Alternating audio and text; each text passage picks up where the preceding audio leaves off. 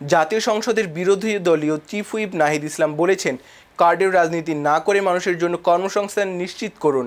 বিশেষ করে উপজেলা ও জেলা পর্যায়ে শিক্ষিত ও অশিক্ষিত বেকার তরুণদের জন্য কর্মসংস্থানের সুযোগ সৃষ্টি না হলে দেশের অর্থনীতিতে কাঙ্ক্ষিত পরিবর্তন আসবে না।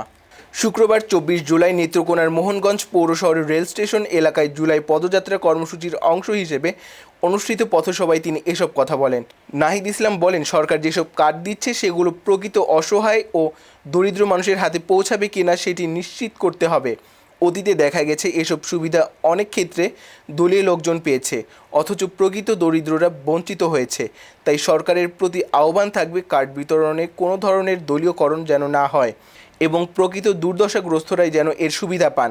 তিনি বলেন, দেশের লাখ লাখ তরুণ রাজপথে নেমে জীবন দিয়ে দেশ স্বাধীন করেছে, তাই দেশে বৈষম্য, দুর্নীতি, সন্ত্রাস কিংবা চাঁদাবাজ দেখতে চায় না। মানুষের কর্মসংস্থান নিশ্চিত করুন। যদি মানুষের কর্মসংস্থান নিশ্চিত না হয়, উপজেলা পর্যায়ে, জেলা পর্যায়ে, বিশেষত তরুণদের, প্রত্যেকের ঘরেতে তরুণ রয়েছে, ছেলে অথবা মেয়ে রয়েছে, শিক্ষিত অথবা শিক্ষাহীন অবস্থায় আছে, তাদের যদি কর্মসংস্থান আমরা নিশ্চিত না করতে পারি তাহলে এই দেশের অর্থনীতির কোনো পরিবর্তন হবে না। পথসভায় আরও বক্তব্য রাখেন এনসিপির উত্তরাঞ্চলের মুখ্য সংগঠক সার্জিস আলম, কেন্দ্রীয় সদস্য ফাহিম রহমান খান পাঠান সহ দলের অন্যান্য নেতারা। থেকে চালানে কেউ যদি ক্ষমতার অপব্যবহার করে, আপনি ব্যক্তি ভালো মানুষ।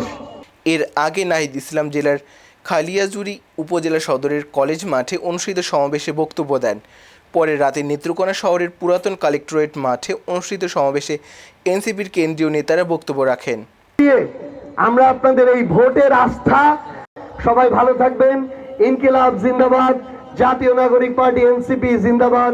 আসসালামু আলাইকুম। 6 মাস থাকে না এবং